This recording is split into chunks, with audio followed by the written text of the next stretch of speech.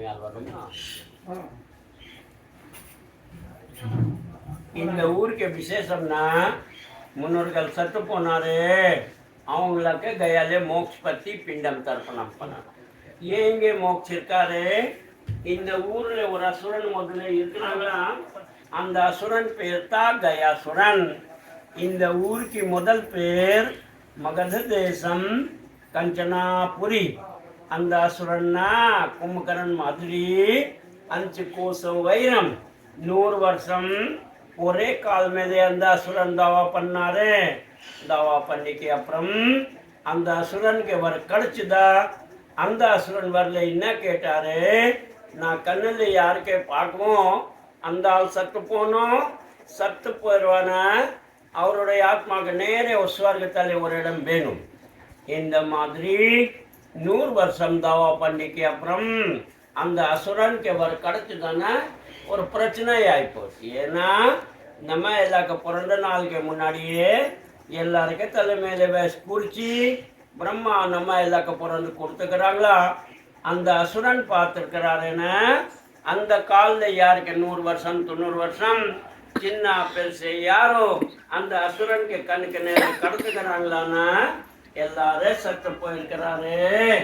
அதே விதிக்கு மாறி ஆகி போச்சு. அதனால் பிரம்மா விஷ்ணு மகேஷ் 36 கோடி தேவதாக்கள் எல்லாரும் ஒன்னா இங்க வந்து அந்த அசுரனுக்கு இங்கே சாந்தி பண்ணிருக்காரு. சாந்தி பண்ணி காலத்துல முதல்வருக்கு மாத்தி அவருக்கு திருப்பி ஒருவர் கொடுத்துட்டு போனாரு. நீ முன்னாடி கண்ணில் பார்த்துட்டு ஸ்வர்க்கத்தாலே அனுப்பிட்டு இருக்கீங்களா, நாளைக்கு எல்லாரும் சத்து போயிடுவான, திருப்பி நீங்க யாருக்கு அனுப்பிக்க முடியும்? இனிமே நீங்க கீழே இருக்கணும்.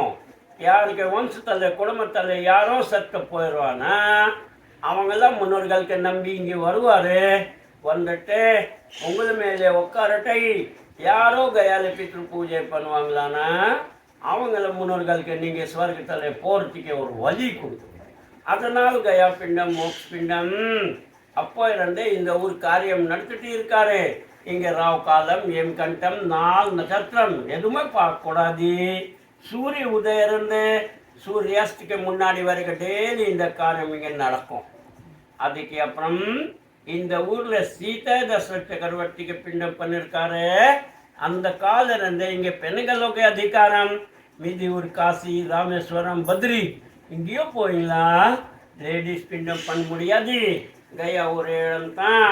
ஆம்பளை மாதிரி பெண்கள் சுமங்கலி வீடியோ யாரோ தனியா வந்தேன்னா கயால மட்டும் லேடிஸ் பிண்டம் போட்டு முடியும். இப்படி வனவாசம் முடிச்ச காலத்துல ராமர் சீதா எல்லாரும் இந்த ஊருக்கே வந்திருக்காங்களா. இந்த ஊர்ல யார் இருக்காங்க, 6 பேர் பல்குனி நதி. அந்த பல்குனி ஆறுக்கு அந்த பக்கம் கரையில் சீதா பிராட்டிக்கு உட்காரட்டை ராம் சொல்லிட்டு போயிருக்காரு. நாங்கள் பிண்டம் பொருள் எல்லாம் வாங்கி போகிறோம். வந்தக்கு அப்புறம் கோயிலுக்கு போய் அப்பாக்கு கர்மம் முடிச்சு அப்புறம் அயோத்திக்கு போவோம். ஏன்னா அயோத்திக்கு போயிடுவோன்னா திருப்பி அங்கே இருந்து இங்கே வர முடியாது சொல்ல முடியாது. கொஞ்சம் வரைக்கும் சீத்தை இங்கே உட்காருக்கலாம். நான் போய் பிண்டம் பொருளை தேடி வரேன். அப்போது கடை விதி கிடையாது. கிராமத்தில் போய் பொருள் வாங்கணும். பொருளை வாங்கினா மத்தியானம் வாய்ப்பு இருக்காரு. ராம் வரவே இல்லை. மத்தியானம்க்கு மேலே தசரத் சக்கரவர்த்தி கேட்குறாங்களா, நான் பசிக்கிறேன், எங்களுக்கு ஒரு பிண்டம் வேணும், நான் பசிக்கிறேன், எங்களுக்கு ஒரு பிண்டம் வேணும். இந்த சவுண்ட் சீதா பிராட்டி காதில் இப்படியோ கிடச்சிதா. சீத்தை உடனே சொன்னாரே, ஆமாம்மாம்மா, அதனால தான் நாங்கள் இங்கே வந்தோம். உங்கள் மகன் பொருள் வாங்கி போயிருக்காரு, வராங்களான்னா உடனே நாங்கள் பிண்டம் கொடுக்குறேன், கொஞ்சம் இருக்கலாம். தசரத் மகாராஜா என்ன சொன்னா, இல்லை எங்கள் டைம் முடிச்சு போச்சு, இனிமேல் நான் பெண்களுக்கு அதிகாரமே கொடுத்துக்கிறேன், நீங்களே நம்மளுக்கு ஒரு பிண்டம் சீக்கிரம் கொடுத்துக்கலாம். சீத்தை சொன்னா, நான் இப்படி பிண்டம் கொடுக்க முடியும், எங்கள் புருஷன் நீரோடு இருக்காரு, இந்த கர்மம் நான் பண்ண மாட்டேன் மாமா, பண்ண மாட்டேன் சொல்லினா தசரத் மகாராஜா கோபம் வந்து என்ன சொன்னாரு, நீ பிண்டம் கொடுக்கலைன்னா நான் உங்களுக்கு சாப்பம் தரேன்.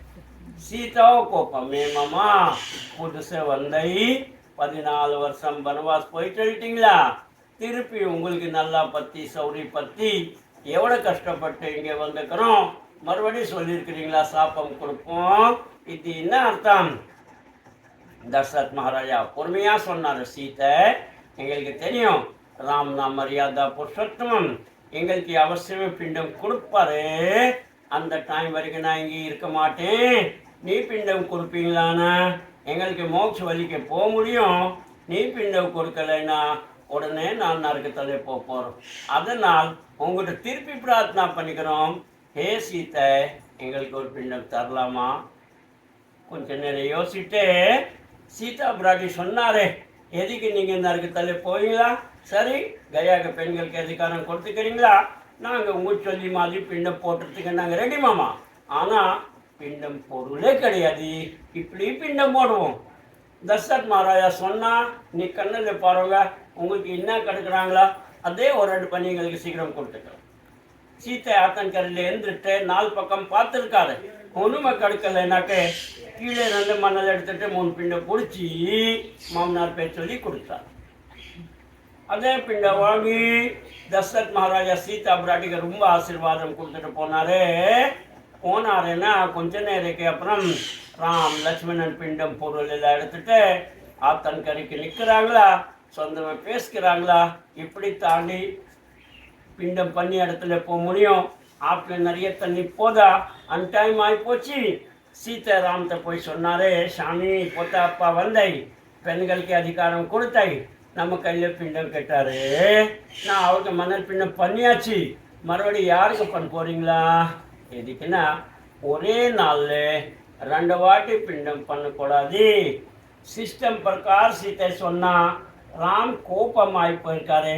ஏமா, உங்களுக்கு நல்லா தெரியும் எவ்வளோ கஷ்டப்பட்டு நாங்கள் பொருள் வாங்கி போனேன், ஏன் நடுவில் இந்த மாதிரி பேசுகிறீங்களா? நம்ம கூட வரத்துக்கு உங்களுக்கு இஷ்டம் இல்லைன்னா பேசாமல் இருக்கலாமா? நான் எப்படியும் முடிச்சுட்டு வரேன். சீத்தை சொன்னா, ஏன் சுவாமி, இந்த கர்மம் நான் பண்ணணுன்னா உங்களுக்கு விசுவாசம் இல்லையா? நாங்கள் முன்னாடியே 5 பேர் சாட்சி வச்சு அவங்கள கண்ணு நிறைய காரியம் பண்ணணும். தேவைப்படணும் 5 பேர் வர சொல்லிக்கிறேன், நீ கேட்டுனா கேட்கலாம். ஒரு ஐயர், ஒரு மாடு, ஒரு இந்த ஊரார், ஒரு துளசி, ஆல்மரம். ராமர் கேட்க காலத்தில் 4 பேர் போய் சொன்னார். அதனால் சீதா பிராட்டி அவங்களுக்கு இங்கே சாப்பம் கொடுத்துட்டு போயிருக்காரு. அந்த ஐயருக்கு சாப்பம் கொடுத்துருக்காரு. உங்கள் பரம்பரா வரைக்கும் யாருக்கு திருப்தியே வராது, கடைசி வரைக்கும் அப்படியே சற்று போவீங்களா? தயாவாளி ஐயர் சொல்லுவார், மாடுக்கு சாப்பம் கொடுத்துருக்காரு, உங்கள் முகம்க்கு யாருமே பூஜை பண்ண மாட்டாரு. அன்னைக்கு 2 மாடுக்கு பின்பக்கம் பூஜை எல்லாம் ஆகி போயிருக்கிறார்.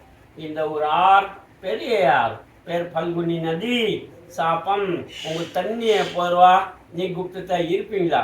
மழை பெஞ்சு தண்ணி வரும், தாங்காது. இன்னைக்கு பார்க்குவீங்களா புல்ல போதா, மறுநாள் பாதி ஆகி போயிடுவார், 3ஆம் நாள் காணாயிருப்பார். துளசிக்கு சாப்பம் எவ்வளோ பவித்திரம் இருக்கீங்களா? அதே மாதிரி அசிங்கமே இடத்துல உங்களுக்கு பிறந்தணும்.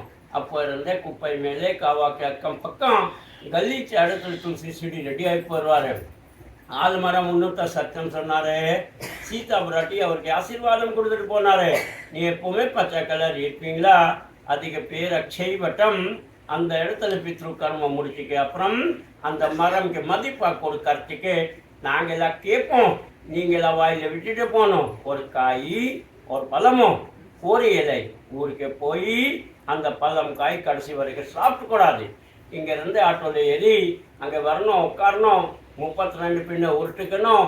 முதல் பின்னம் அப்பாக்கு, அதுக்கு அப்புறம் தாத்தா முத்தாத்தா, அம்மா பாட்டி முப்பாட்டி, அம்மாவுடைய அப்பா தாத்தா முத்தாத்தா, அம்மாக்கு அம்மா, அம்மாவுக்கு பாட்டி முப்பாட்டி, 12 பின்ன முதல்ல போடுறோம். பித்ரு தோஷம் சொல்லுவார். அதுக்கு அப்புறம் யாருக்கு தாய் மாமா மாமி, அம்மாவுக்கு அக்கா தங்கச்சி அவருடைய வீட்டுக்கார், மாமனார் மாமியார், யாருக்கு கணவர், பெரியப்பா சித்தப்பா, பெரியம்மா சித்தி, அத்தை புருஷன், சின்ன வயசுல பெரிய வயசுல யாருக்கு அண்ணன் தம்பி அக்கா தங்கச்சி, இந்த மாதிரி समस्त पितृகளுக்கு पिंडम तर्पणम पूजे। हेलो हेलो हेलो, हाँ हाँ बोला, हाँ बात हो, हाँ